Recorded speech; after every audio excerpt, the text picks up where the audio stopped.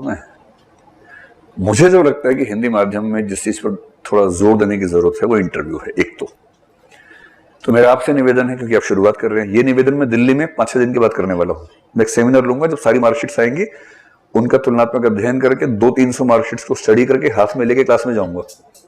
सारे तथ्यों के सब बात करूंगा, रिजल्ट क्यों खराब है, कहां काम करने की जरूरत है। अभी तो बहुत कम सूचनाएं मिली हैं, केवल सिलेक्टेड व्यक्ति। अब इनके ऑप्शंस में कितने मार्क्स हैं मुझे नहीं पता अभी सिर्फ इतना लिखा है कि मेन से टोटल इतना है, इंटरव्यू इतना, फाइनल इतना। जीएस में कितना रहा, 1 2 3 4 में कितना है, निबंध में कितना आया, वो सब अभी नहीं पता हमें। मेरे ख्याल 5-10 दिन पता लग जाएगा।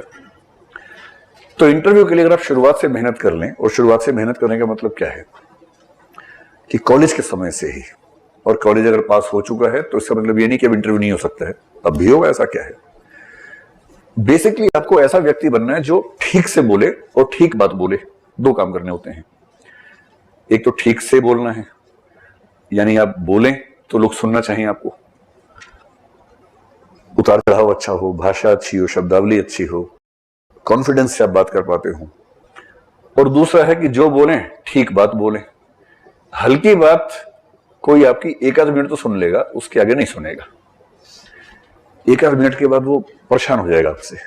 अगर आपने इंटरव्यू में भी हल्की बात की, उन्होंने पूछा कि भाई भारत में दहेज की समस्या कैसे दूर करोगे, आप कहेंगे सर युवाओं को आगे आना होगा, कहेंगे चुप रहे, युवाओं को आगे आना होगा। ये हल्की बातें हैं, ये मोटिवेशनल किस्म की बातें हैं। इन बातों से कुछ सुलझ नहीं रहा। जब आप ठोस बात करेंगे ना, तब बात समझ में आएगी कि सर ये मामला सिर्फ मनोविज्ञान का नहीं है, इसके पीछे बहुत सारे सामाजिक आर्थिक कारक भी जिम्मेदार हैं, परंपराएं जिम्मेदार हैं। तो मेरा ख्याल है कि जैसे जैसे लड़कियां पढ़ेंगी, नौकरी करेंगी, उत्पादक कार्यों में ज्यादा शामिल होंगी, वैसे वैसे दहेज की मांग अपने आप कम होने लगेगी। क्योंकि एक स्वतंत्र महिला जो जीवन भर हर महीने एक आय कमा रही है, वो किसी को दहेज क्यों देगी। हो सकता है 1 आध पीढ़ी में ऐसा चले, अगली पीढ़ी में खत्म होगा। तो महिलाओं की शिक्षा, महिलाओं की नौकरी, संपत्ति में उनका वैध हिस्सा उनको मिलना शुरू हो जाए, तो हम पाएंगे कि दहेज जैसी व्यवस्थाएं अपने आप समय के साथ खत्म होंगी। थोड़ा सा कानूनी कार्रवाई त्वरित हो, कुछ ऐसे सैंपल्स हम सेट करें, एग्जाम्पल सेट करें, जैसे डर भी समाज के अंदर हो, तो हो सकता है।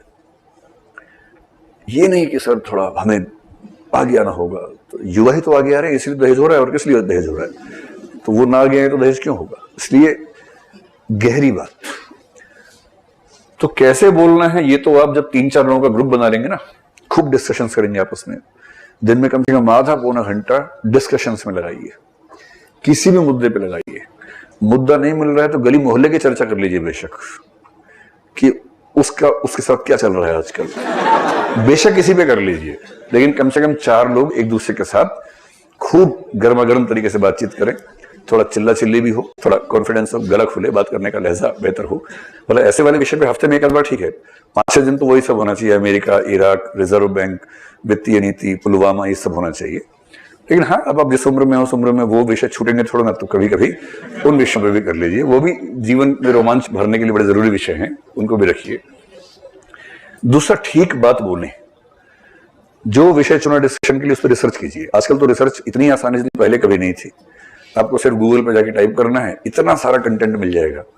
उसमें से काम की बातें निकालिए, नोट कीजिए, 6-7 बढ़िया तथ्य आपके पास हों, कुछ तर्क अच्छे हों, फिर बहस में उतर जाइए। और जहां आपने 100, 150, 200 बार बहस कर ली दोस्तों के साथ, मैं दावे से कह रहा हूं कि इंटरव्यू में आपका जो लेवल अभी है उससे 20 नंबर ज्यादा हो ही जाएगा। कॉन्फिडेंस, स्पष्ट उच्चारण, बात करने का लहजा ऐसा हो कि सुनने वाले का मन करे आपको सुनने का। इंटरव्यू में अंक केवल एक ही बात के मिलते हैं कि आपसे बात करके उन्हें अंततः कैसा लगा, बस। बाकी सब कहने की बातें। 3 स्थितियां हो सकती हैं। एक तो ये कि ये कब जाएगा। कभी कभी ऐसा भाव भी आता है कि अरे यार पका दिया एकदम।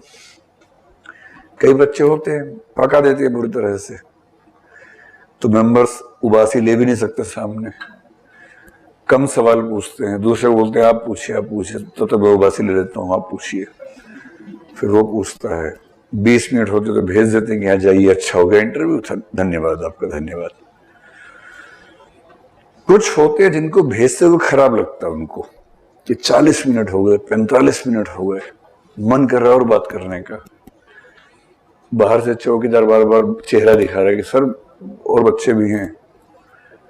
फिर बड़े भारी मन से आप कहते हैं कि जाओ, बहुत मजा आया बात करके।